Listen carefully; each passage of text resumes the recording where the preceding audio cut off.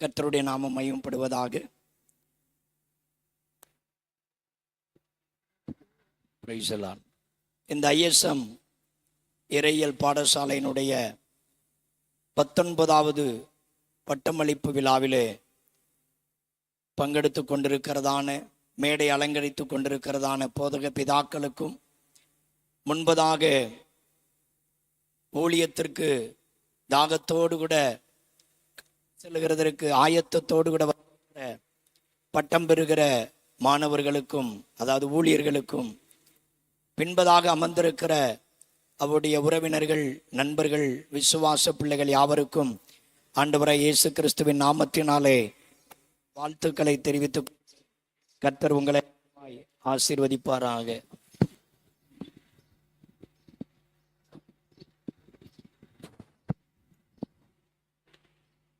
இன்றைக்கு ஒரு வேத பகுதியை கூட வாசிக்கலாம்.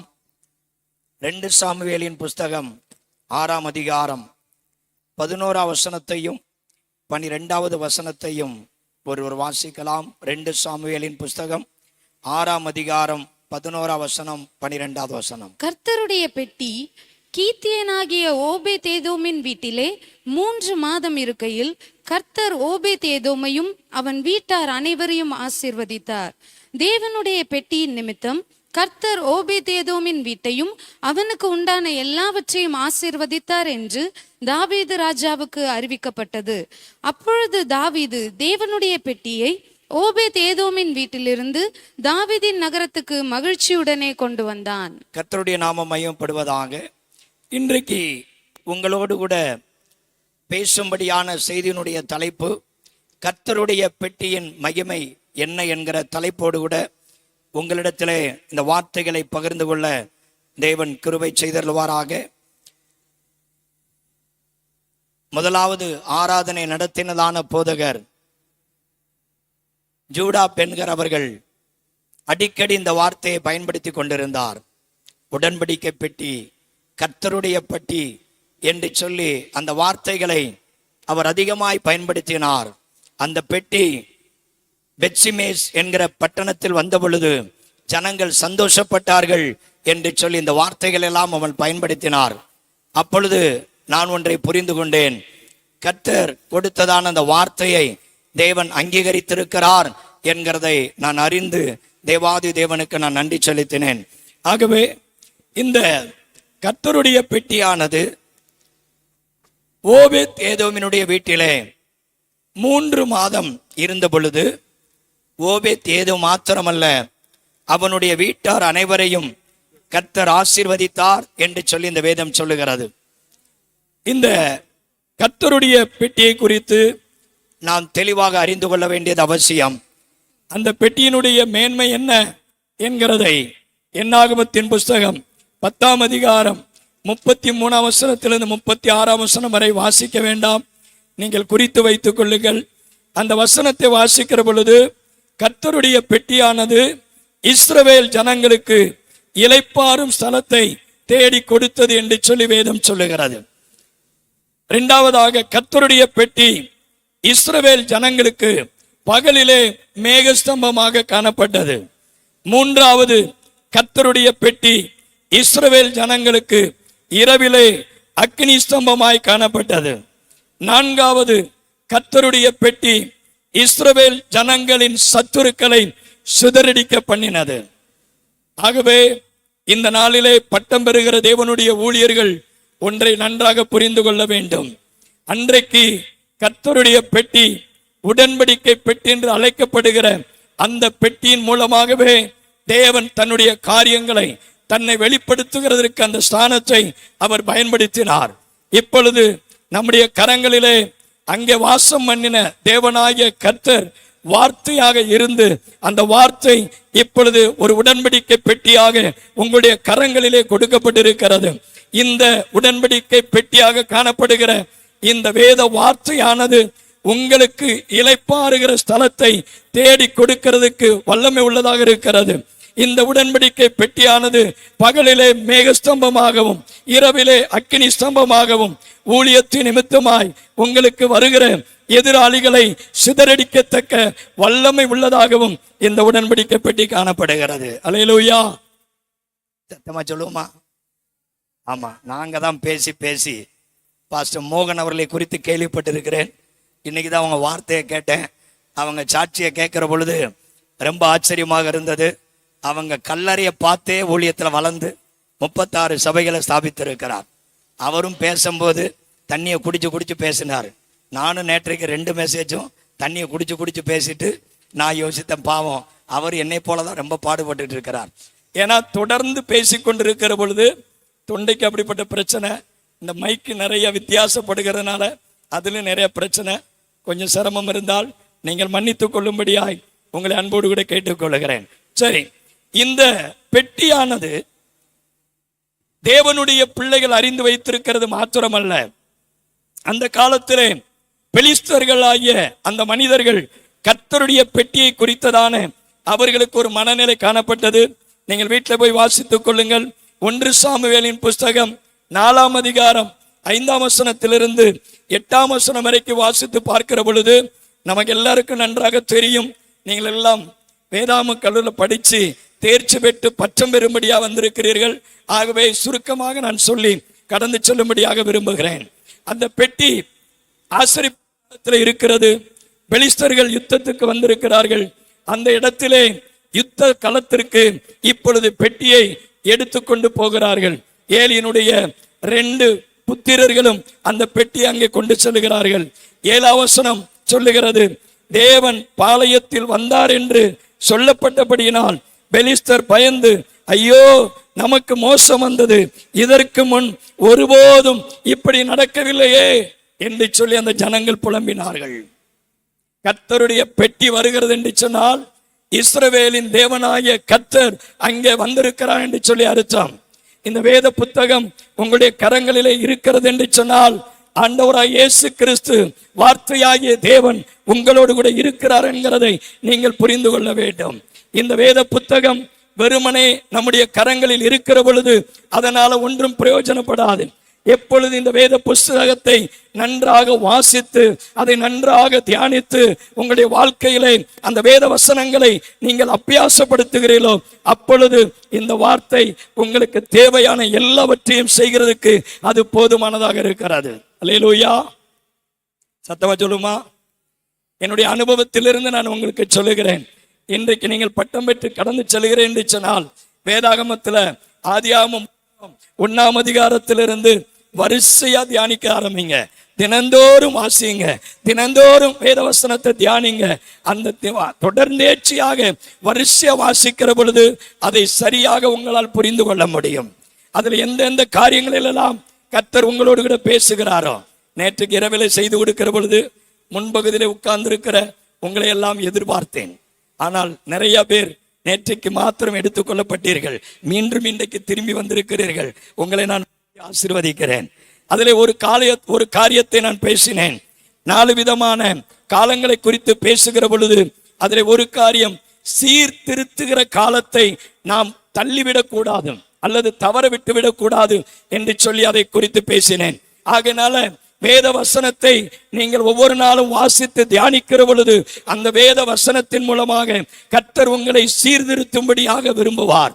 அப்படி சீர்திருத்துகிற அந்த காலத்திற்கு நீங்கள் உங்களை ஒப்படைப்பீர்கள் என்று சொன்னால், தேவனுடைய கரத்திற்குள்ளாக உங்களை ஒப்புக் கொடுப்பீர்கள் என்று சொன்னால், எனக்கு முன்பதாக பேசின பாஸ்டர் மோகன் அவர்களைப் போல, மறைந்ததான பாஸ்டர் பவுலோஸ் அவர்களைப் போல அவர்களை காட்டிலும் சிறந்த தேவனுடைய ஊழியர்களாக கர்த்தர் உங்களை நிறுத்த முடியும்.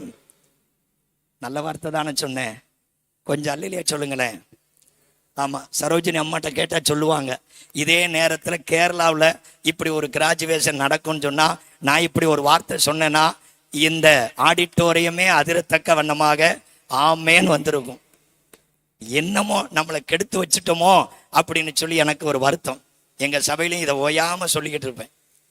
ஸோ அந்த கேரளாவில் பார்த்தீங்கன்னா அந்த வார்த்தையை சொல்லும் போது ஆமேன் அல்லேலூயா அப்படிங்கிறத அந்த அவங்க ரிசீவ் பண்ணுறது நமக்கு நல்லா தெரியும். ஆனால் இங்கே மட்டும்தான் பாஸ்டர் மோகன் அவர்களும் சொன்னார், தூங்குற மாதிரி தெரியுது அப்படின்னு சொன்னார். இங்க இருக்கிறவங்களுக்கு இங்க வாயிலிருந்து வார்த்தைகள் வரணும்னா நீங்க எந்த அளவுக்கு உற்சாகமாக செயல்படுகிறீர்களோ அந்த அளவுக்கு தான் வார்த்தைகள் வரும். இதை ஏன் உங்களுக்கு சொல்றேன்னா, நீங்களும் இதற்கு பின்பதாக அநேக இடங்களிலே நின்று தேவனுடைய வார்த்தையை நீங்கள் பிரசங்கிக்க போகிறீர்கள். ஆகையினாலே இப்பொழுது நீங்கள் அதற்கு உங்களை நீங்கள் தகுதிப்படுத்திக் கொள்ள வேண்டியது அவசியமா இருக்கிறது. ஆகையினால புறஜாதி மத்தியில கூட தேவனுடைய பெட்டியை குறித்ததான ஒரு பயம் அவர்களிடத்திலே காணப்பட்டது. சரி, இப்ப அதே போல அந்த பெட்டிக்குள்ள என்னதான் இருந்தது அப்படின்னு சொல்லி நம்ம யோசித்து பார்ப்போம் என்று சொன்னால், மகா பரிசுத்த ஸ்தலத்திலே அந்த பெட்டி வைக்கப்பட்டது. அந்த பெட்டியோடு கூட பொன்னால் செய்ததான தூப கலசம் காணப்பட்டது. இந்த தூப கலசமானது எதை குறிக்கிறது என்று சொன்னால், வெளிப்படுத்தல் 5ஆம் அதிகாரம் 8ஆம் வசனத்தை வாசிக்கிற பொழுது அந்த தூபமானது பரிசுத்தவான்களுடைய ஜெபத்தை குறிக்கிறது. இரண்டாவது, அந்த மகா பரிசுத்த ஸ்தலத்திற்குள்ளாக உடன்படிக்கப்பட்டு இருந்தது.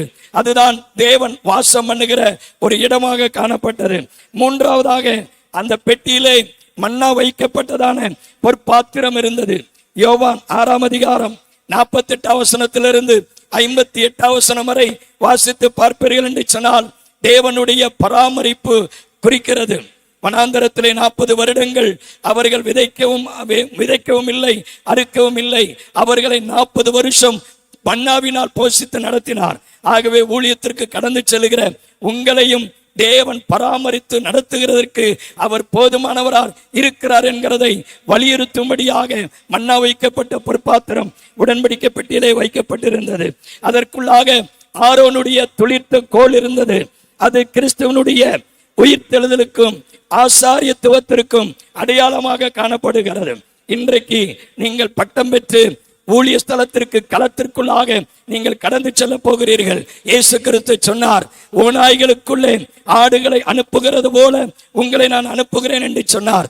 ஆகவே இன்றைக்கு நீங்கள் அந்த ஆசாரியத்துவ ஊழியத்திற்கு அங்கீகரிக்கப்படுகிற ஒரு நபர்களாய் இருக்கிறீர்கள். அதுதான் அந்த ஆரோனுடைய துளித்த கோலுக்கு அடையாளமாக காணப்பட்டது. அந்த உடன்படிக்கை பெட்டியிலே 5ஆவதாக கற்பலகைகள் இருந்தது. அதிலே தேவனுடைய வார்த்தை எழுதப்பட்டிருந்தது. 6ஆவதாக உடன்படிக்கையின் மேலே ஒரு மூடி போடப்பட்டிருந்தது. அது கிருபாசனம் என்று சொல்லி அழைக்கப்பட்டது. இதுதான் அந்த உடன்படிக்கை பெட்டியை குறித்ததான காரியங்கள். நேரம் இல்லாதனால ரொம்ப வேகமாக நான் போகிறேன். இந்த உடன்படிக்கை பெட்டி இஸ்ரவேல் தேசத்துல மாத்திரம் இல்லை, சில காலங்கள், குறிப்பிட்ட காலங்கள், அதாவது ஒரு 7 மாதங்கள் அந்த உடன்படிக்கை பெட்டி அங்கங்கே சுத்திட்டு வந்துச்சு. புறஜாதிகள் மத்தியில போயிடுச்சு. நான் ஏற்கனவே சொன்னேன், அந்த உடன்படிக்கை பெட்டியானது பெலிஸ்தரோடு கூட நடந்த யுத்தத்திலே அவர்கள் கொண்டு வந்த பொழுது பெலிஸ்தர்கள் இஸ்ரவேலரை முறியடித்து அவர்கள் கொண்டு வந்த பெட்டியை அவர்கள் எடுத்துக்கொண்டு சென்று விட்டார்கள். எதற்காக? இந்த பெட்டியில தான் எல்லாமே இருக்குது. இந்த பெட்டி எங்க கூட இருந்தா நாங்க ஜெயம் பெற்றலாம். இந்த பெட்டி எங்க கூட இருந்தா எங்களுக்கு வெற்றி கிடைக்கும். இந்த பெட்டி எங்களோட இருந்தா எல்லாமே எங்களுக்கு கிடைக்கும் அப்படின்னு பெலிஸ்தர்கள் நினைத்தார்கள். ஆனால் நடந்தது அதற்கு நேர்மாறாக நடந்தது. தேவனுடைய பிள்ளைகளே, நீங்கள் வேத வசனத்தை சில வருடங்களாக கற்றுக்கொண்டிருக்கலாம். 1 வருடம் கற்றுக்கொண்டிருக்கலாம், 2 வருடம் கற்றுக்கொண்டிருக்கலாம், அல்லது 3 வருடங்கள் கற்றுக்கொண்டிருக்கலாம். இப்பொழுது நீங்க போறீங்க, இந்த வேதாகமத்தை கரங்களில் கொண்டுட்டு போறீங்க. வேதாகமம் இருக்கிற சிலர் பார்த்தீங்கன்னா தூக்க வரலைன்னா அந்த வேதாகமத்தை தலைக்கு கீழே வச்சு படுத்துக்கிறாங்க, தலைவாணி மாரி. சிலருக்கு பயம் வந்துருச்சுன்னா நெஞ்சுக்கு மேல வச்சு படுத்துக்கிறான், பயம் போயிடணும். இது ஒன்றும் மந்திர சக்தி கிடையாது. இது அப்படி பயன்படுகிறது அல்ல. இந்த வேத வசனம் நம்முடைய இருதயத்திற்குள்ளாக மாற்றங்களை ஏற்படுத்த வேண்டியது அவசியமா இருக்கிறது. சரி, இந்த பெட்டி முதல்ல எங்கெல்லாம் இருந்துச்சுன்னு நான் சொல்லுகிறேன். முதலாவது, இந்த பெட்டி இஸ்ரவேல் ஜனங்கள் எகிப்து தேசத்தின் அடிமைத்தனத்தில் இருந்து அவர்கள் கானானுக்கு போவதற்காக வந்த பொழுது சீனாய் மலை அடிவாரத்திலே அவர்கள் 1 வருட காலம் அங்கே பாளையம் இறங்கியிருந்ததான அந்த சூழ்நிலையில அந்த உடன்படிக்கை பெட்டி அங்கே செய்யப்படுகிறது. அப்படி செய்யப்பட்டதான இந்த உடன்படிக்கை பெட்டி வனாந்தரத்திலே மாத்திரம் 39 வருடங்கள் இந்த ஆசரிப்பு கூடாரத்திற்குள்ளாக இந்த உடன்படிக்கை பெட்டி வாசம் பண்ணினது. அதற்கப்புறம் இவங்க கானான் தேசத்துக்குள்ள பிரவேசித்த பொழுது சீலோ என்கிற இடத்திலே ஆசரிப்பு கூடாரம் ஸ்தாபிக்கப்பட்டு கிட்டத்தட்ட 300 வருடங்கள் அந்த சீலோவிலே இருந்ததான ஆசரிப்பு கூடாரத்திலே இந்த உடன்படிக்கை பெட்டி வைக்கப்பட்டது. மூன்றாவதாக அந்த 300 வருடம் சீலோவிலே இருந்த அந்த உடன்படிக்கை பெட்டியைத்தான் ஆசாரியனாகிய ஏலியினுடைய பிள்ளைகள் ஓப்னியும் பினகாசும் எடுத்துக்கொண்டு ஆப்பெக் பள்ளத்தாக்கு என்று சொல்லுகிற இடத்திலே யுத்த களத்திற்கு கொண்டு போகிறார்கள். அப்படி மூன்றாவதாக அது அந்த ஆப்பெக் பள்ளத்தாக்கு என்கிற இடத்திற்கு அது மீண்டுமாக பிரயாணப்படுகிறது ஆசரிப்பு கூடாரத்தில் இருந்து. அப்படி பிரயாணப்பட்ட அந்த பெட்டி பெலிஸ்தர்கள் பிடித்துக் கொண்டு கடந்து செல்லுகிறார்கள். இதெல்லாம் நீங்க வேதாகமத்தில் நீங்கள் வாசித்துக் கொள்ளுங்கள்.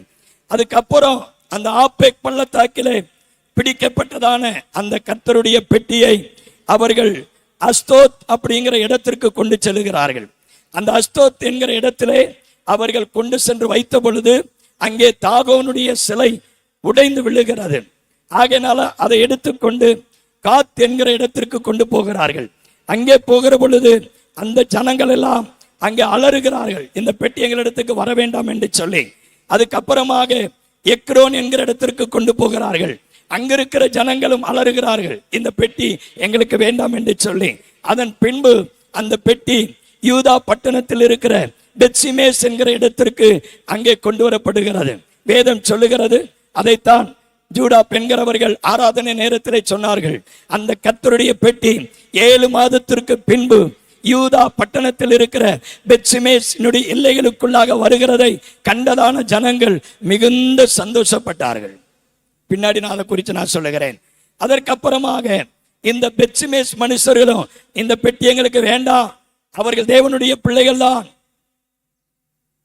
இஸ்ரவேல் ஜனங்கள் தான், ஆனா இந்த பெட்டி எங்களுக்கு வேண்டாம் அப்படின்னு சொன்ன உடனே அந்த பெட்டியை எடுத்துக்கொண்டு போய் கீரியாத் யாரிம் என்கிற இடத்திலே அபினதாப் என்கிற இடத்திலே அந்த பெட்டி வைக்கப்படுகிறது. இந்த அபினதாப்பினுடைய வீட்டிலே பெட்டி 20 வருடம் இருக்கிறது. அதற்கு பின்பு தாவீது இதை அறிந்து அந்த பெட்டியை அபினதாப் வீட்டிலிருந்து எருசலேமுக்கு கொண்டு செல்லும்படியாக மேலதாளங்களோடு கூட எடுத்து செல்லுகிறான்.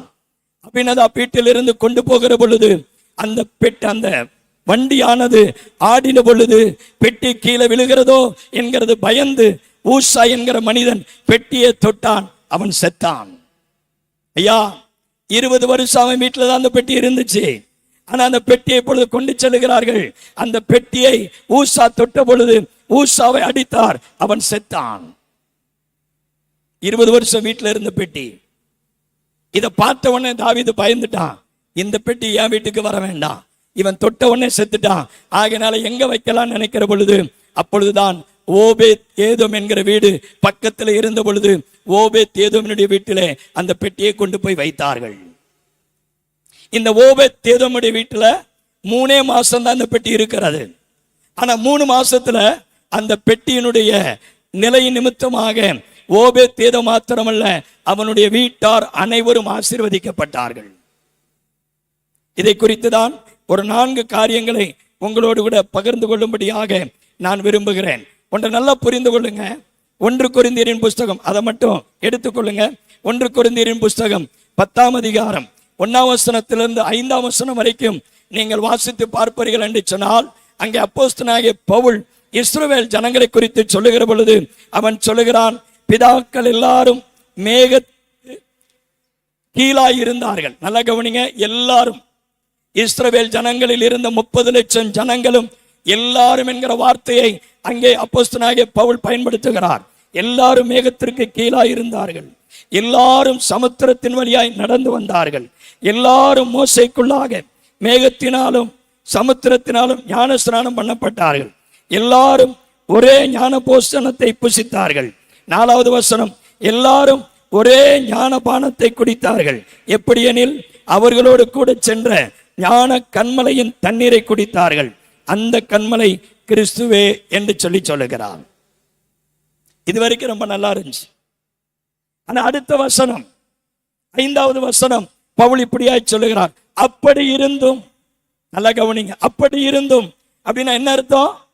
எல்லாரும் ஒன்று போல செயல்பட்டார்கள், எல்லாரும் மேகத்திற்கு கீழாக இருந்தார்கள், எல்லாரும் சமுத்திரத்திற்கு நடுவே கடந்து சென்றார்கள், எல்லாரும் ஞான போஜனத்தை குடித்தார்கள், எல்லாரும் ஞான பானத்தை குடித்தார்கள். இப்படி எல்லாரும் அதை செய்தார்கள். ஆனால் அப்படி இருந்தும் அவர்களில் அதிகமான பேர்களிடத்தில் தேவன் பிரியமாய் இருந்ததில்லை. ஆதலால் வனாந்தரத்திலே அவர்கள் அழிக்கப்பட்டார்கள். வேதாகமத்திலே அதிகமான எச்சரிப்பின் வார்த்தைகள் கொடுக்கப்பட்டிருக்கிறது. இன்றைக்கு நிறைய பேருக்கு எச்சரிப்பின் வார்த்தைகள் பிடிக்கிறது இல்லை. எல்லாருக்கும் தேவை என்னன்னா ஆசீர்வாதமான வார்த்தைகள். உன்னை நல்லா புரிந்து கொள்ளணும். வேதாகமத்தில் எங்கெல்லாம் ஆசீர்வாதமான வார்த்தைகள் சொல்லப்பட்டிருக்கிறதோ அந்த இடத்திலெல்லாம் சில நிபந்தனைகளோடு கூடத்தான் ஆசீர்வாதங்கள் கொடுக்கப்பட்டிருக்கிறது. நீங்க எல்லாரும் ஊழியத்துக்கு வந்திருக்கிறீங்க. நீங்க எல்லாரும் ஊழியத்துக்கு போக போறீங்க. மேடையில ஊழியம் செய்கிற அநேக போதக பிதாக்கள் இருக்கிறார்கள். நம்ம எல்லாரும் ஒன்றை நன்றாக தெரிந்து கொள்ள வேண்டும். நாம் எப்படிப்பட்டவர்களாக இருக்கிறோம் என்கிறதை சிந்திக்க வேண்டும். இந்த பெட்டி இருந்ததான 4 இடத்துல என்னென்ன நடந்துச்சு அப்படிங்கிறத தான் இன்றைக்கு நான் சொல்லி முடிக்கும்படியாக நான் விரும்புகிறேன். முதலாவது காரியம், ஒருத்தர் கூட வாசிங்களேன். 1 சாமுவேலின் புஸ்தகம் 5ஆம் அதிகாரம் 2வது வசனத்திலிருந்து 12வது வசனம் வரை ஒரு வாசிக்கலாம். 1 சாமுவேல் 5ஆம் அதிகாரம் 2ஆம் வசனத்திலிருந்து 12ஆம் வசனம் வரை. பெலிஸ்தர் தேவனுடைய பெட்டியை பிடித்து தாகோனின் கோவிலிலே கொண்டு வந்து தாகோன் அண்டையிலே வைத்தார்கள்.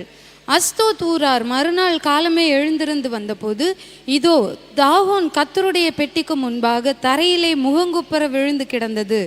அப்பொழுது அவர்கள் தாகோனை எடுத்து அதை அதன் ஸ்தானத்திலே திரும்பவும் நிறுத்தினார்கள். அவர்கள் மறுநாள் காலமே எழுந்திருந்து வந்தபோது இதோ தாகோன் கர்த்தருடைய பெட்டிக்கு முன்பாக தரையிலே முகம் குப்புற விழுந்து கிடந்ததும் அல்லாமல் தாகோனின் தலையும் அதன் 2 கைகளும் வாசற்படியின் மேல் உடைப்பட்டு கிடந்தது. தாகோனுக்கு உடல் மாத்திரம் மீதியாயிருந்தது. ஆதலால் இந்நாள் வரைக்கும் தாகோனின் பூஜாசாரிகளும் தாகோனின் கோவிலுக்குள் பிரவேசிக்கிற யாவரும் அஸ்தோத்தில் இருக்கிற தாகோனுடைய வாசற்படியை மிதிக்கிறதில்லை. அஸ்தோத் ஊராரை பாழாக்கும்படிக்கு கர்த்தருடைய கை அவர்கள் மேல் பாரமாயிருந்தது. அவர்கள் அஸ்தோத்தின் ஜனங்களையும் அதன் எல்லைகளுக்குள் இருக்கிறவர்களையும் மூல வியாதியினால் வாதித்தார். இப்படி நடந்ததை அஸ்தோத்தின் ஜனங்கள் கண்டபோது இஸ்ரவேலின் தேவனுடைய கை நமது மேலும் நம்முடைய தேவனாகிய தாகோனின் மேலும் கடினமாய் இருக்கிறபடியால் அவருடைய பெட்டி நம்மிடத்தில் இருக்கலாகாது என்று சொல்லி பெலிஸ்தரின் அதிபதிகளை எல்லாம் அழைப்பித்து தங்கள் அண்டையிலே கூடி வர செய்து இஸ்ரவேலின் தேவனுடைய பெட்டியை நாம் என்ன செய்ய வேண்டும் என்று கேட்டார்கள். அவர்கள் இஸ்ரவேலின் தேவனுடைய பெட்டியை காத் பட்டணம் மட்டும் எடுத்து சுற்றி கொண்டு போக வேண்டும் என்றார்கள். அப்படியே இஸ்ரவேலின் தேவனுடைய பெட்டியை எடுத்து சுற்றி கொண்டு போனார்கள். சரி, ஒரு நிமிஷம், நேரம் ஆகிக்கிட்டே இருக்குது. ஆனால் நீங்க வீட்டில் போய் நல்லா வாசித்து பாருங்க. இந்த கர்த்தருடைய பெட்டியை கொண்டு போய் முதல்ல எங்க வைக்கிறாங்கன்னா அவர்களுடைய முக்கிய தேவதையாகிய தாகோன் என்கிற அந்த விக்கிரக கோயில், அதுதான் பெலிஸ்தருடைய விசேஷமான ஒரு இடம், சிறப்பான இடம். அந்த சிறப்பான இடத்துல கொண்டு போய் தான் இந்த உடன்படிக்கை பெட்டியை வைக்கிறாங்க. அது பயங்கர உயரமாக இருக்கிற ஒரு சிலை. அங்கே கொண்டு போய் வச்ச உடனே நாள் வச்சிருக்கிறாங்க. மறுநாள் காலையில் வந்து பார்த்தா அந்த சிலை கீழே விழுந்து கிடக்குது. உடையலை, நல்லா கவனிங்க, உடையலை, முழுசாக கிடக்குது. பார்க்குறாங்க, யார் தள்ளி விட்டான்னு தெரியலையே அப்படின்னு திரும்பியும் கொண்டு வந்து நேர தூக்கி நிப்பாட்டி வச்சுட்டானுங்க. நிப்பாட்டி வச்சுட்டு போயிட்டா மறுநாள் காலையில் வந்து பார்த்தா கீழே விழுந்து தலை இல்லாமல் கை இல்லாமல் கிடக்குது, வெறும் முண்டமாக மட்டும் கிடக்குது. பார்த்துட்டாங்க, ஐயையோ அதுக்கு காரணம் இந்த பெட்டி தான் அப்படின்னு சொல்லி. இதிலிருந்து நம்ம என்ன கற்றுக்கொள்ள வேண்டும்? ஏன் இந்த கர்த்தருடைய பெட்டி அங்கே அப்படிப்பட்ட காரியங்களை செய்கிறது? இந்த பெட்டியை எடுத்துட்டு அவங்க கொண்டு போறாங்க, காத் பட்டணத்தின் வழியாக கொண்டு போறாங்க. காத் பட்டணத்தின் வழியாக போகிற பொழுது அந்த வேதவசனம் சொல்லுகிறது, 9ஆம் வசனத்தில் சொல்லுகிறது, கர்த்தருடைய கை அந்த பட்டணத்தின் மேல் மகா உக்கிரமாக இறங்கிற்று. அந்த பட்டணத்தின் மனுஷருள் சிறியவர் துவங்கி பெரியவர் மட்டும் மூல வியாதியினாலே பாதிக்கப்பட்டார்கள். காத் பட்டணத்தில் அந்த பெட்டியை தூக்கிட்டு போறாங்க, மூல வியாதினால பாதிக்கப்பட்டாங்க. அவங்க ஐயோ அந்த பெட்டி வேண்டான்னு சொல்றாங்க. திரும்ப எக்ரோன் என்கிற அந்த பட்டணத்துக்கு கொண்டு போறாங்க.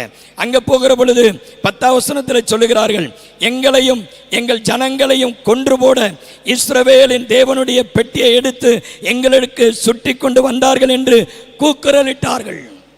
அந்த எக்ரோன் பட்டணத்தில் இருக்கிற ஜனங்கள், வேண்டாம் இந்த பெட்டியை கொண்டு வராதீங்க, இது எங்களை கொன்றும். ஐயா, கர்த்தருடைய பெட்டி ஒண்ணுதான், அதுல எந்த மாற்றமும் இல்லை. அது ஒரு இடத்துல இருக்கிற பொழுது ஆசீர்வாதத்தை கொண்டு வருகிறது, இன்னொரு இடத்துல கொண்டு வருகிற பொழுது அது வியாதியை கொண்டு வருகிறது, இன்னொரு இடத்துல வருகிற பொழுது அந்த பெட்டி மரணத்தை கொண்டு வருகிறது. காரணம் என்ன தெரியுமா? அந்த பெட்டியை விக்கிரகத்திற்கு ஒப்பாக அவர் மாற்றினார்கள். தேவஜனமே, ஊழியத்திற்கு கடந்து செல்கிற தேவனுடைய ஊழியர்களே, நீங்களும் தேவனுக்கு ஈடாக எதையுமே நீங்கள் ஒப்பிடக்கூடாது. இன்றைக்கு நிறைய பேர் கவனித்து பார்த்தீங்கன்னா, நிறைய பேருக்கு ஸ்தாபனம் ஒரு விக்கிரகமாக மாறிவிடுகிறது. நிறைய பேருக்கு ஸ்தாபன தலைவர்கள் விக்கிரகமாக மாறிவிடுகிறார்கள்.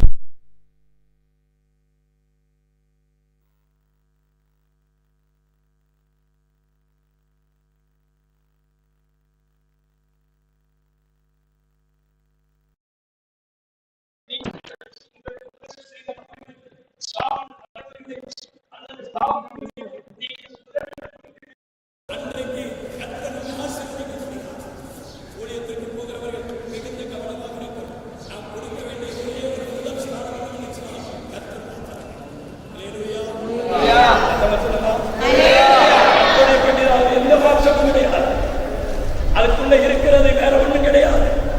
அதுல ஆரோனுடைய திருத்தக்கோள், மண்ணா வைக்கப்பட்ட பொற்பாத்திரம், அதுல 10 கட்டளைகள் எழுதப்பட்ட கற்பனைகள், அதுதான் இருக்குது.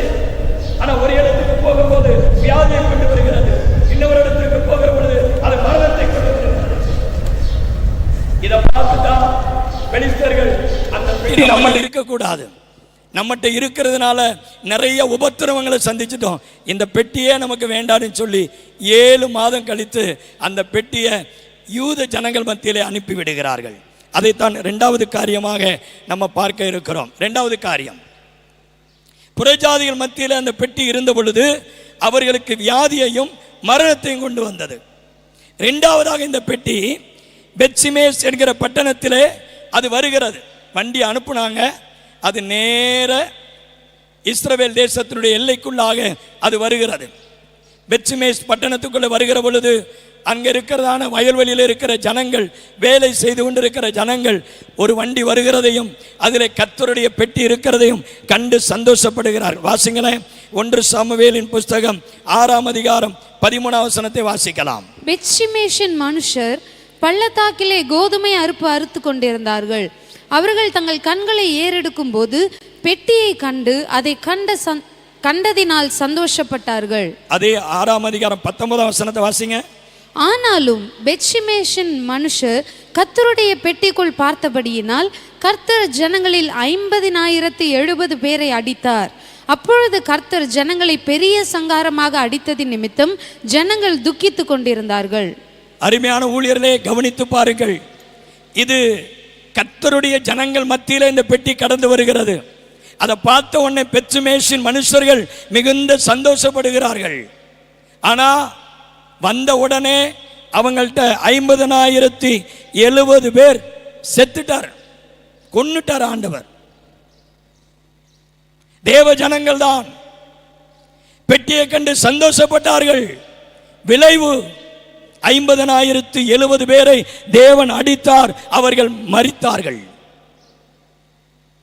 இப்ப இவங்கெல்லாம் அழுகிறாங்க. வேதம் சொல்லுகிறது, ஜனங்கள் துக்கித்துக் கொண்டிருந்தார்கள். காரணம் என்ன தெரியுமா? ஒரு வசனத்தை கூட வாசிங்க.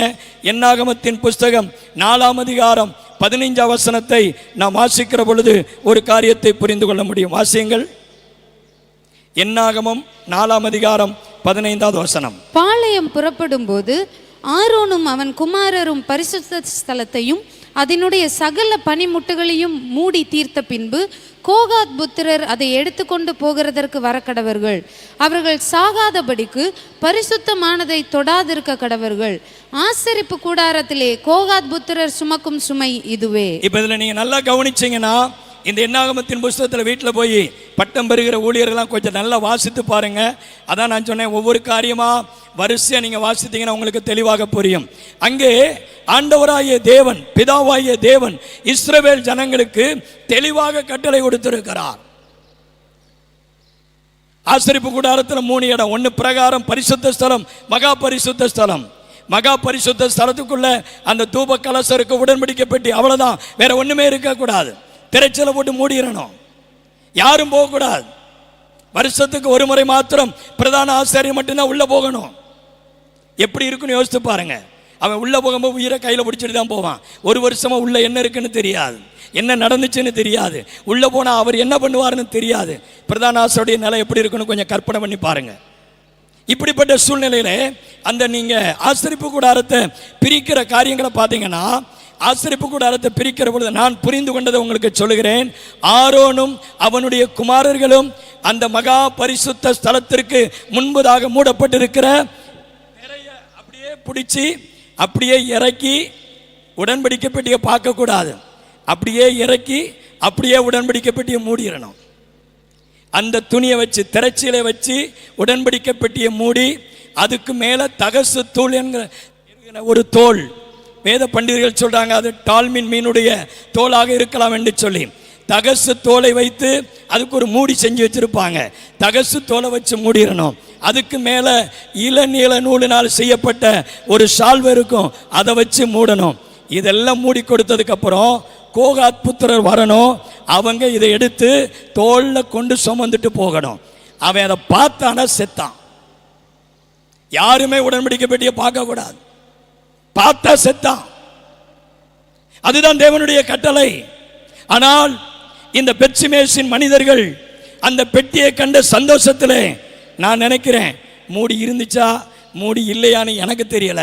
ஆனால் வேதம் சொல்லுகிறது, அந்த இடத்துல நான் வாசித்த பொழுது அவர்கள் அந்த பெட்டியிலே எட்டி பார்த்தபடியினால், கர்த்தருடைய பெட்டிக்குள்ள என்ன இருக்குன்னு பார்த்ததுனால 50,070 பேரை தேவன் சாகடித்தார்.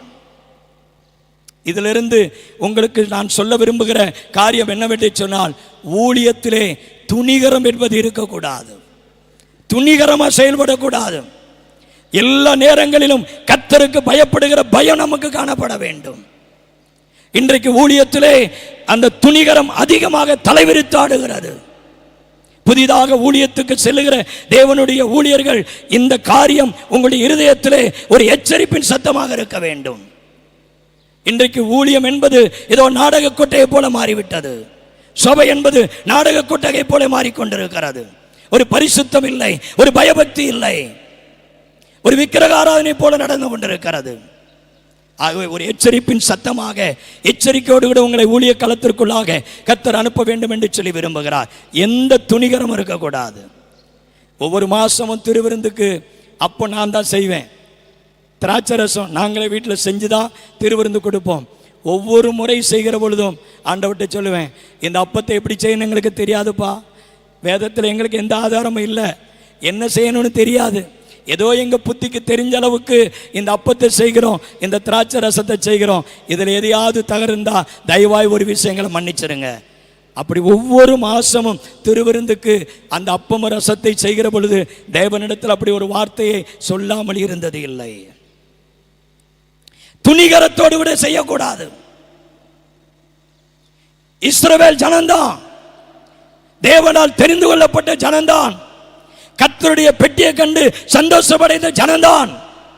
ஆனால் துணிகரமாக அந்த பெட்டிக்குள்ள என்ன இருக்குன்னு சொல்லி எட்டி பார்த்ததுனால 50,070 பேர் மரித்தார்கள். ரொம்ப கவனமா இருக்கணும்.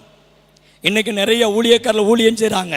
சில நேரத்தில் அவர்களுடைய துணிகரத்தின் நிமித்தமாக தேவன் இன்றைக்கும் அடித்து கொண்டுதான் இருக்கிறார் என்கிறதை தயவு செய்து ஊழியர்கள் மறந்துவிடக்கூடாது, கவனமாக இருக்க வேண்டும். மூன்றாவது ஒரு காரியம், நேரம் ஆகிக்கிட்டே இருக்குது.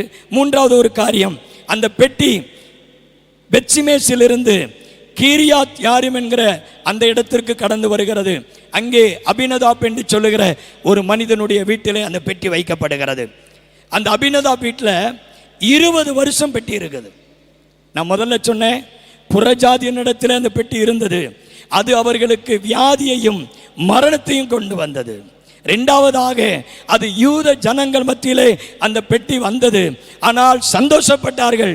அந்த பெட்டியை துணிகரமாய் எட்டி பார்த்ததுனால 50,070 பேர் மரித்தார்கள். இப்ப அந்த பெட்டி அபினதாப்பினுடைய வீட்டிற்கு வருகிறது. கீரியாத் யாரிம் என்கிற இடத்தில் இருக்கிற அபினதாப் வீட்டுக்கு வருகிறது. அந்த இடத்திலே 20 வருடம் அந்த பெட்டி அங்கே இருக்கிறது. எத்தனை வருஷம்? 20 வருஷம் என வாசிங்களேன். 1 சாமுவேலின் புஸ்தகம் 7ஆம் அதிகாரம் 1ஆம் வசனத்திலிருந்து 3ஆம் வசனம் வரை வாசிக்கலாம். 1 சாமுவேல் 7ஆம் அதிகாரம் 1 முதல் 3 வரை. அப்படி கீரியாத் வந்து கர்த்தருடைய பெட்டியை எடுத்து மேட்டின் மேல் இருக்கிற அமினதாபின் வீட்டிலே கொண்டு வந்து வைத்து கர்த்தருடைய பெட்டியை காக்கும்படிக்கு அவன் குமாரனாகிய எலெயாசாரை பரிசுத்தப்படுத்தினார்கள். பெட்டி கீரியாத் அநேக நாள் தங்கி இருந்தது. 20 வருஷம் அங்கே இருந்தது. இஸ்ரவேல் குடும்பத்தார் எல்லாரும் கர்த்தரை நினைத்து புலம்பிக் கொண்டிருந்தார்கள். அப்பொழுது சாமுவேல் இஸ்ரவேல் குடும்பத்தார் யாவரையும் நோக்கி, நீங்கள் உங்கள் முழு இருதயத்தோடும் கர்த்தரிடத்தில் திரும்புகிறவர்களானால் அந்நிய தேவர்களையும் அஸ்தரோத்தையும் உங்கள் நடுவில் இருந்து விலக்கி உங்கள் இருதயத்தை கர்த்தருக்கு நேராக்கி அவர் ஒருவருக்கே ஆராதனை செய்யுங்கள். அப்பொழுது அவர் உங்களை பெலிஸ்தருடைய கைக்கு நீங்களாக்கி விடுவார் என்றான். இங்கே கீரியாத் யாரிம் என்கிற இடத்துல அபினதாப் என்கிற வீட்டில் 20 வருஷம். ஏற்கனவே பெத்சிமேசில் எட்டி பார்த்ததுனால 50,070 செத்துட்டாங்க. அப்படிங்கிறதுனால இப்பொழுது இஸ்ரவேல் ஜனங்கள் அந்த பெட்டிக்கு கொடுக்க வேண்டிய மரியாதையை கொடுக்குறாங்க. அந்த பெட்டிக்கு என்ன செய்யணும்? பாதுகாப்பாக இருக்கணும். அந்த வார்த்தையை கவனிச்சிங்கன்னா, அந்த பெட்டியை காக்கும்படிக்கு அவன் குமாரனாகிய அபினதாப்பினுடைய குமாரனாகிய எலியேசரை பரிசுத்தப்படுத்தி அந்த ஊழியத்துக்குன்னு நியமிச்சிட்டாங்க. இப்ப எலியாசார் அபினதாப்பினுடைய குமாரன், அவன் அந்த இடத்திலே அந்த பெட்டியை பாதுகாத்து அந்த பெட்டிக்கு வேண்டிய காரியங்களை அவன் செய்து கொண்டிருக்கிறான். 20 வருஷம் அபினதாப் வீட்டில் இருக்குது. ஆனால் அங்கே ஒன்றுமே நடக்கலை. புரியுதா உங்களுக்கு? எத்தனை வருஷம் இருக்குது? 20 வருஷம் அபினதாப் வீட்டில் இருக்குது. அபினதாப் வீட்டில் ஒன்றுமே நடக்கலை. அது மாத்திரமல்ல, அந்த வசனம் சொல்லுகிறது 2ஆம் வசனத்தில் 20 வருஷம் அங்கேயே இருந்தது. இஸ்ரவேல் தேசத்திலேயே பெட்டி இருக்கிறது, அபினதாப்பினுடைய வீட்டிலேயே இருக்கிறது. ஆனால் வேதம் சொல்லுகிற இஸ்ரவேல் குடும்பத்தார் எல்லாரும் கர்த்தரை நினைத்து புலம்பிக் கொண்டிருந்தார்கள். ஐயா, பெட்டி அங்கதான் இருக்குது, ஆனா ஒரே புலப்பம். ஊழியத்துக்கு போகலாம், கர்த்தருடைய வார்த்தை உங்க கையில தான் இருக்கும். ஆனா இன்னைக்கு நிறைய ஊழியக்காரங்க புலம்பிக்கிட்டே இருக்கிறாங்க. ஏன்டா ஊழியத்துக்கு வந்தோம்? ஊழியத்துக்கு வந்து ஒன்றும் நடக்கலையே. நிறைய காரியங்கள்ல நடக்கிறது இல்லை. காரணம் என்ன தெரியுமா? தேவன் எதிர்பார்க்கிறது அங்க நடைபெறவில்லை. தேவன் எதிர்பார்க்கிற காரியங்களை செய்யல. விளைவு அப்படியே கீழே வாசித்து பாருங்க. 4வது அடுத்த காரியத்திற்கு நேரம் நான் வருகிறேன். அதை நான் அதோட நிறுத்திட்டு அடுத்த காரியத்திற்கு வருகிறேன். இந்த நேரத்தில் தாவீது ராஜாவாய் இப்ப தாவீது என்ன சொல்ல, சவுலனுடைய காலத்துல பெட்டியை தேடாம போயிட்டோம். பெட்டி எங்க இருக்கு? அது அபினதாப் வீட்டில் இருக்குது, கீரியாத் யாரிம்ல இருக்கிறது. அப்படியா, அந்த பெட்டியை கொண்டு வந்துருவோம் அப்படின்னு நினைச்சது. மேல தாளங்களோடு கூட, நல்லா கவனிங்க, மேல தாளங்களோடு கூட கர்த்தருடைய பெட்டியை அபினதாப் வீட்டிலிருந்து 20 வருஷம் இருந்த அந்த வீட்டிலிருந்து அந்த பெட்டியை எடுத்துக்கொண்டு எருசலேமுக்கு கொண்டு வருகிறான். எருசலேமுக்கு கொண்டு வருகிற பொழுது மாடு மிரளுகிறது, வண்டி ஆடுகிறது. உடன்படிக்கை பெட்டி கீழே விழுந்து விடுமோ என்கிற பயத்திலே ஊசா என்கிற மனிதன் அந்த பெட்டியை தொடுகிறான். வேதம் சொல்லுகிறது, கர்த்தர் அவனை அடித்தார், அவன் செத்தான் என்று சொல்லி வேதம் சொல்லுகிறது. எல்லாத்தையும் வாசிக்கிறது நேரம் இல்லை. அதில் ஒரு வார்த்தை சொல்லப்படுகிறது. 7ஆம் வசனம், 2 சாமுவேல் 6ஆம் அதிகாரம் 7ஆம் வசனம். அப்பொழுது கர்த்தருக்கு ஊசாவின் மேல் கோபம் உண்டது, அவனுடைய துணிகரத்து நிமித்தம் தேவன் அங்கே அவனை அடித்தார், அவன் அங்கே தேவன் பெட்டி அண்டிலே செத்தான். ஐயா, தாவீது ராஜா பெட்டியை எடுத்துக்கொண்டு போகிறான். அதுல ஊசா அந்த பெட்டியை தொடுகிறான். உங்கள்கிட்ட எனக்கு என்னன்னா, நான் டீச்சர், பைபிள் காலேஜ் டீச்சராக இருக்கிறதுனால கேள்வி கேட்டு பேசணும்னு ஆசை. இங்கே அப்படி பேசுறதுக்கு வாய்ப்பு இல்லை. உங்களை கொஞ்சம் பேச வச்சா நல்லா இருக்கும். சூழ்நிலைகளும் நேரமும் சரியில்லை. நீங்க நல்லா புரிந்து கொள்ளுங்க. ஏன் ஊசாவை அடிக்க வேண்டும்? ஊசாவினுடைய நோக்கம் தவறில்லையே. பெட்டி கீழே விழுந்துடக்கூடாதுன்னு சொல்லித்தானே பெட்டியை தொட்டா. அதுக்கே கர்த்தர் அடிக்கணும்? ஏன் தெரியுமா? ஏற்கனவே சிந்தித்தோம். அபினதாப் வீட்டில் பெட்டியை வைக்கிற பொழுது யார் அபிஷேகம் பண்ணாங்க? எலியேசர் என்கிற அபினதாபினுடைய குமாரனை அபிஷேகம் பண்ணினார்கள். பெட்டியை காக்கும்படியாக, கர்த்தருக்கு ஆராதனை செய்யும்படியாக அங்கே எலியேசரை அபிஷேகம் பண்ணினார்கள். ஆனா நான் வாசித்து பார்க்கிற பொழுது எனக்கு ரொம்ப ஆச்சரியமாக இருந்தது. ஆனா எலியேசர் பேர் அங்க வரவே இல்லை. அந்த பெட்டியை எடுத்துட்டு வரும்போது முறைப்படி அந்த பெட்டியை யாரு தான் கொண்டு வந்திருக்கிறோம்? எலியேசர் தான் கொண்டு வந்திருக்கணும். ஆனா வேத வசனத்திலே இப்படியாக சொல்லுகிற, வாசிங்கள் 2 சாமுவேலின் புஸ்தகம் 6ஆம் அதிகாரம் 3ஆம் வசனத்தை வாசிங்க.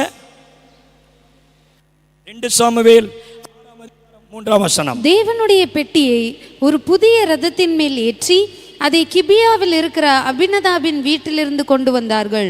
அபினதாபின் குமாரராகிய ஊசாவும் அகியோவும் அந்த புது ரதத்தை நடத்தினார்கள். இப்ப நல்லா கவனிங்க. அப்ப நம்ம புரிந்து கொள்ள முடிகிறது, அபினதாபுக்கு 3 ஆண் பிள்ளைகள் இருந்திருக்கிறார்கள். அந்த 3 ஆண் பிள்ளைகள்ல ஒரு மகனை எலியேசரை கர்த்தருடைய பெட்டியை காக்கும்படியாக, ஆராதனை செய்யும்படியாக அவனை அபிஷேகம் பண்ணினார்கள். இப்பொழுது அந்த பெட்டி அபினதாப் வீட்டிலிருந்து எருசலேமுக்கு கொண்டு செல்லப்படுகிறது. 30,000 ஜனங்கள் வந்திருக்கிறார்கள். புதிய வண்டி செய்யப்பட்டிருக்கிறது. அதிலே அந்த பெட்டியை ஏற்றுகிறார்கள். முதல் தவறு, பெட்டியை வண்டியில ஏற்றி கொண்டு போகக்கூடாது. ஆசாரியர்கள் தான் சுமக்கணும். என்னாகமத்தின் புஸ்தகத்தில் வாசித்தோம் இல்லையா? அந்த காத்புத்திரர்கள் தான் அந்த உடன்படிக்கை பெட்டியை சுமக்கணும். கர்த்தர் கட்டளையிட்டு இருக்கிறார். அதை தாவீது அறியாமல் வண்டியில ஏற்றிட்டு போனது முதல் தவறு. 2வது தவறு, அதற்காக பிரதிஷ்டை பண்ணப்பட்டதான எலியேசரை விட்டுட்டு இங்கே அவனுடைய குமாரனாகிய ஊசாவும் அகியோ என்கிற 2 பேரும் நடத்தி கொண்டு போகிறார்கள். நான் நினைக்கிறேன் அங்க அண்ணன் தம்பிகளுக்குள்ள ஏதோ பிரச்சனை வந்திருக்குது. நான் அப்படித்தான் புரிஞ்சுக்கிறேன். எலியேசர்ட்ட இவங்க 2 பேரும் சொல்லியிருப்பாங்கன்னு நினைக்கிறேன், ஊசாவும் அகியோவும். டேய், இது வரைக்கும் 20 வருஷம் வீட்டில் நீ தான் இதுக்கு வேண்டியதெல்லாம் செஞ்சுருக்குத. இனிமேல் வெளியே கொண்டு போகிறோம். வெளியில் 30,000 பேர் இருக்காங்க. இந்த ஜனங்களுக்கு முன்னாடி நாங்கள் தான் இதை வழி நடத்தணும் அப்படின்னு ஒரு வேளை சொல்லியிருப்பாங்களா இல்லையான்னு தெரியல. நான் அப்படி தான் வேதத்தில் கொஞ்சம் யோசித்து பார்க்குறேன். ஏன்னா எலியேசர் அங்கே காணோம். 2 பேரும் நடத்திட்டு வர்றாங்க. நானும் தேடி பார்த்தேன், வேத பண்டிதர்கள் எலியேசரை குறித்து ஏதாவது கருத்து தெரிவிச்சிருப்பாங்களா அப்படின்னா என்னுடைய நாலேஜுக்கு எதுவும் தெரியல. யாருக்காவது தெரிஞ்சால் எனக்கு கொஞ்சம் கற்றுக் கொடுங்க. ஆனால் வேதம் சொல்லுகிறது துணிவு நிமித்தம். நான் அதை புரிஞ்சுக்கிறேன். ஒருவேளை எலியேசர் அங்கே இருந்திருந்தால் அந்த பெட்டி கீழே விழக்கூடிய சூழ்நிலை வந்திருக்குமானால், எலியேசர் அதை பிடித்திருந்தால் எலியேசரை கர்த்தர் அடித்திருக்க மாட்டார். துணிகரம். ஊழியத்தை தயவு செய்து எதையும் துணிவோடு கூட செஞ்சிடாதீங்க. பயத்தோடு கூட செய்யுங்க. நடுக்கத்தோடு கூட கலிகூறுங்கள் என்று சொல்லி கர்த்தருடைய வேதம் சொல்லுகிறது. ஆகையினால அந்த இடத்துல ஒரு அடி விழுந்த உடனே நல்லா கவனிக்கணும். கடைசியா ஒரு காரியத்தை சொல்லி முடிக்கிறேன். தாவீது பார்க்குறான், 30,000 பேர் அங்கே இருக்கிறாங்க. ஒருத்தன் கர்த்தருடைய பெட்டியை தொட்ட உடனே அவன் செத்தான்னு தெரிஞ்ச உடனே தாவீது நினைக்கிறான், இந்த பெட்டியை என் வீட்டுக்கு கொண்டு போனா, என் வீட்டில் இந்த பெட்டியை வச்சா எனக்கு என்ன நடக்கும்னு தெரியாது. இந்த பெட்டி என் வீட்டுக்கு வேண்டாம். தாவீது முடிவு பண்ணுகிறான். ஐயா, வேதம் சொல்லுகிறது தாவீது தேவனுடைய இருதயத்திற்கு ஏற்ற மகன். அந்த தாவீது இந்த உடன்படிக்கை பெட்டியை அவனுடைய வீட்டிற்கு கொண்டு செல்கிறதுக்கு பயந்து என்ன செய்யலாம் என்று சொல்லி நினைக்கிற பொழுது, அப்பதாயா அந்த இடத்துக்கு பக்கத்தில் ஓபேத் ஏதோம் என்று சொல்லுகிற ஒரு மனிதனுடைய வீடு அங்கே இருக்கிறது. அவன் கர்த்தருக்கு பயந்து நடக்கிறவன். வேதம் அவனை குறித்து தெளிவாக சொல்லுகிறது. ஓபேத் ஏதோம் எப்படிப்பட்டவன்? அவன் பயபக்திக்குரியவன். அவன் கீழ்ப்படிந்து நடக்கிறவன். தேவனுக்கு சேவை செய்யக்கூடிய மனப்பான்மை உடையவன். 1 நாளாகமத்தின் புஸ்தகம் 15ஆம் அதிகாரம் 21ஆம் வசனத்திலே நீங்கள் வீட்டில் போய் வாசித்து பாருங்கள். இப்படிப்பட்ட குணாதிசயம் ஓபேத் ஏதோம் வீட்டில் இருக்கிறது. தாவீதே தன்னுடைய வீட்டிற்கு இந்த பெட்டியை கொண்டு செல்ல பயந்த சூழ்நிலையிலே ஒருத்தன் கண்களுக்கு முன்பதாக அவன் செத்ததை பார்த்தும் அந்த உடன்படிக்கை பெட்டியை தன்னுடைய வீட்டிலே ஏற்றுக்கொள்ளுகிற ஒரு மனநிலை உடையவனாக ஓபேத் ஏதோம் காணப்பட்டான். தேவன் அதை பார்க்கிறார். எல்லாரும் தேவன் அடிக்கிறது இல்லை. எல்லாரையும் வியாதியினால் வாதிக்கிறவர் அல்ல. தயவு செய்து நாம் புரிந்து கொள்ள வேண்டும். கர்த்தர் என்ன சொல்லி இருக்கிறாரோ அந்த சொன்னதின்படி சரியாக செய்யணும். நான் இப்படி சொல்லுகிறத உண்டு, உங்களுக்கு என்ன அழைப்பு கொடுத்திருக்கிறாரோ அந்த அழைப்பை மாத்திரம் நிறைவேற்றுங்க. உங்களுக்கு நியமிக்கப்பட்ட பாதையில மட்டும் ஓடுங்க. எலியேசருக்கு நியமிக்கப்பட்ட பாதையில இங்கே ஊசாவும் அகியோவும் போனபடினால தான் அங்கே ஊசா செத்தான். ஒவ்வொருவருக்கென்று ஒரு பாதை தேவன் நியமித்து வைத்திருக்கிறார். அவனவனுக்கு நியமிக்கப்பட்டிருக்கிற அந்த பாதையில நம்ம ஓட வேண்டும். ஓபேத்-ஏதோம் அப்படிப்பட்ட ஒரு மனிதனாக இருந்தபடினாலே தான் 2 சாமுவேல் 6ஆம் அதிகாரம் 11ஆம் வசனம் 12ஆம் வசனம் ஏற்கனவே நம்ம முதல்ல வாசித்தோம். கர்த்தருடைய பெட்டி கித்தியனாகிய ஓபேத்-ஏதோமின் வீட்டிலே 3 மாதம் இருக்கையில் கர்த்தர் ஓபேத்-ஏதோமையும் அவன் வீட்டார் அனைவரையும் ஆசீர்வதித்தார் என்று சொல்லி வேதம் சொல்லுகிறது. நீங்களும் ஊழியத்திற்கு கடந்து செல்லுகிற பொழுது மேலே சொன்னதெல்லாம் விட்டுருங்க. அதெல்லாம் நீங்கள் நினச்சி பயப்பட வேண்டாம். இப்பொழுது கடைசியாக சொல்லுகிற கித்தியனாகிய ஓபேத்-ஏதோமை போல என்னை மாற்றுங்க ஆண்டவரே. ஓபேத்-ஏதோம் வீட்டிலே 3 மாதம் அந்த பெட்டி இருந்த பொழுது அந்த ஓபேத்-ஏதோமும் அவனுடைய வீட்டார் அனைவரும் ஆசீர்வதிக்கப்பட்டது போல இந்த ஊழியத்துக்கு நாங்கள் போகிறேன். இந்த உடன்படிக்கை பெட்டி ஆகிய வார்த்தையாகிய நீர் என்னோடு கூட இருக்கிறேன். நான் எந்த துணிகரமும் இல்லாதபடி, எந்த விக்கிரக ஆராதனைக்கும் என்னை ஒப்பு கொடுக்காதபடிக்கு உமக்கு பயந்து உமக்கு கீழ்ப்படிதலோடு கூட மனப்பூர்வமாக எனக்காக நியமிக்கப்பட்டிருக்கிற பாதையிலே நான் ஓடுவேன் என்று சொன்னால் நான் ஓட ஆயத்தமாக இருக்கிறேன்னு சொல்லி ஆண்டவருடைய சமூகத்தில் உங்களை ஒப்பு கொடுக்க நீங்கள் ஆயத்தமாக இருந்தீங்கன்னா உங்களையும் உங்களுடைய ஊழியங்களையும் உங்கள் வீட்டார் அனைவரையும் ஆசீர்வதித்து நடத்துகிறதற்கு என் தேவன் போதுமானவராக இருக்கிறார். ஜெபிப்போமா? இருக்கிற இடங்களிலே எழும்பி நின்றவர்களாக தேவ சமூகத்தை நோக்கி நம்மை ஒப்பு கொடுக்குமா? கொஞ்ச நேரம் இருத்து மன்னித்து கொள்ளுங்கள். இருக்கிற இடங்களிலே நின்றவர்களாக யாரும் கண்களை திறந்து வேடிக்கை பார்க்க வேண்டாம். பட்டம் பெற்று ஊழியத்திற்கு செல்லுகிற தேவனுடைய ஊழியர்கள், உங்களிடத்திலே தேவனுக்கு பிரியமில்லாத காரியங்கள் ஏதாகிலும் இருக்குமே ஆனால் மேடையில் அமர்ந்திருக்கிற ஊழியர்களாகிய நீங்களும் சற்று சிந்தித்து பாருங்கள். நாங்கள் எப்படிப்பட்டவர்களாக இருக்கிறோம்? புறஜாதி ஜனங்களாகிய அந்த பெலிஸ்தரிடத்திலே காணப்பட்டது போல ஏதாகிலும் விக்கிரக ஆராதனை என்னிடத்திலே காணப்படுகிறதா? அப்படி தேவன் உங்களுக்கு எச்சரித்திருப்பாரே ஆனால் நீங்கள் அதிலிருந்து உங்களை ஒப்பு கொடுக்க வேண்டியது மிக மிக அவசியம். ஆண்டவர்கிட்ட சொல்லுங்க, ஒருவேளை நீங்கள் அறியாமல் ஏதாகிலும் விக்கிரக ஆராதனை, நான் ஏற்கனவே சொன்னேன், ஒருவேளை ஸ்தாபனமாக இருக்கலாம் அல்லது ஸ்தாபன தலைவர்களாக இருக்கலாம். சில இடங்கள்ல நான் பார்க்கிறேன், இயேசுநாதரை குறித்து சொல்லி கொடுக்குறாங்களே இல்லையோ, அவங்க ஸ்தாபனத்தை குறித்து அதிகமாக பேசிக்கிட்டு இருப்பாங்க. அவங்க ஸ்தாபனத்தை குறிச்சே பேசி கொண்டு இருப்பாங்க. ஸ்தாபன தலைவரை குறிச்சே பேசிக்கிட்டு இருப்பாங்க. அவங்களுக்கு உதவி செய்கிற நபர்களை குறிச்சே பேசிக்கிட்டு இருப்பாங்க. இதெல்லாம் விக்கிரக ஆராதனை என்று சொல்லி வேதம் சொல்லுகிறது. ஒருவேளை பொருளாசை என்கிற விக்கிரக ஆராதனை உங்கள்கிட்ட இருக்குமே ஆனால் தயவு செய்து உங்களுடைய மனநிலையை நீங்கள் மாற்றி. 2வதாக நாம் சிந்தித்தோம், அது யூதா பட்டணத்திற்குள்ளாக வந்தது. ஆனால் பெத்ஷிமேசின் மனிதர்கள் துணிகரமாக எட்டி பார்த்ததனால 50,070 பேர் மரித்தார்கள் என்று சொல்லுகிறது. கர்த்தருடைய ஊழியத்தை செய்யுங்க, ஆனால் துணிகரத்தோடு கூட செய்யாதீங்க. பயபக்தியோடு கூட நீங்கள் செய்ய வேண்டியது அவசியம். 3வதாக அபினதாப் வீட்டில் 20 ஆண்டுகள் இருந்தாது, ஒண்ணுமே நடக்கல.